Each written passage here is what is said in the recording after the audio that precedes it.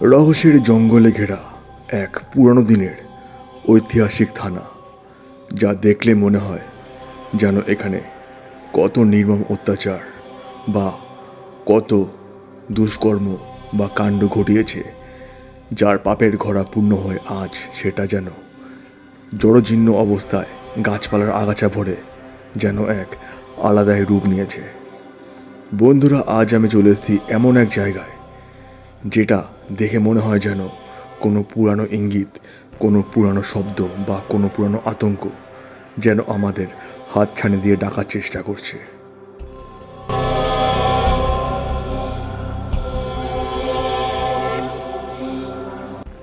ঘন আগাছায় ঘেরা এই জঙ্গলের অরণ্যের ভিতর থেকে পায়ে হেঁটে চলা যেন এক আলাদাই অনুভূতি, এক আলাদাই শব্দ, এক আলাদাই আতঙ্ক যেন কানে ভেসে আসে। আমি ঠিক করলাম গঙ্গার ওপারে, মানে দূরে ওই যে চূড়াটা দেখা যাচ্ছে, ঠিক ওখানেই আছে এক জমিদার বাড়ি। আমি আমার বাইক নিয়ে ধীরে ধীরে সেই পথেই রওনা দিলাম।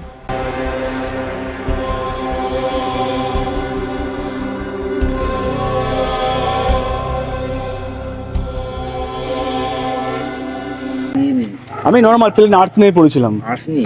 আর্টস নিয়ে পড়েছিলাম, আর আমার সবথেকে বড় জিনিস হচ্ছে যে আমার এই জিনিসগুলোর উপর ভালোবাসা বলতে পারেন বা একটা শখ বলতে পারেন।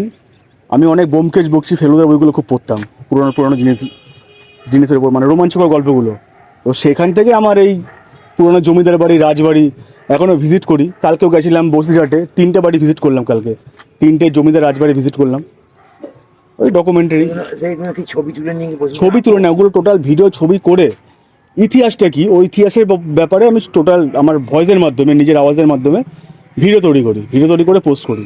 এবার যারা যারা ইতিহাস জানতে চায় তারা ভিডিও দেখে। এটা আমার শখ বলতে পারেন, ভালো লাগে। হ্যাঁ, কিন্তু আপনাদের এখানে দৃশ্যটা খুব সুন্দর, ছাদ থেকে একদম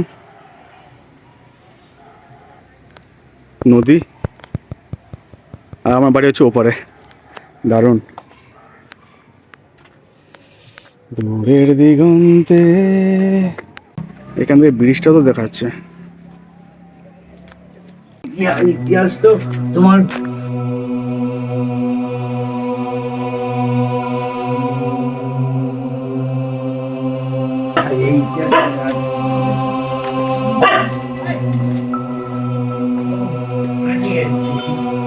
এই ইন্টারেস্টিং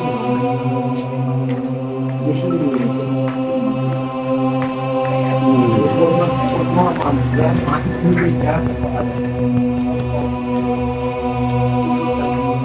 হ্যাঁ,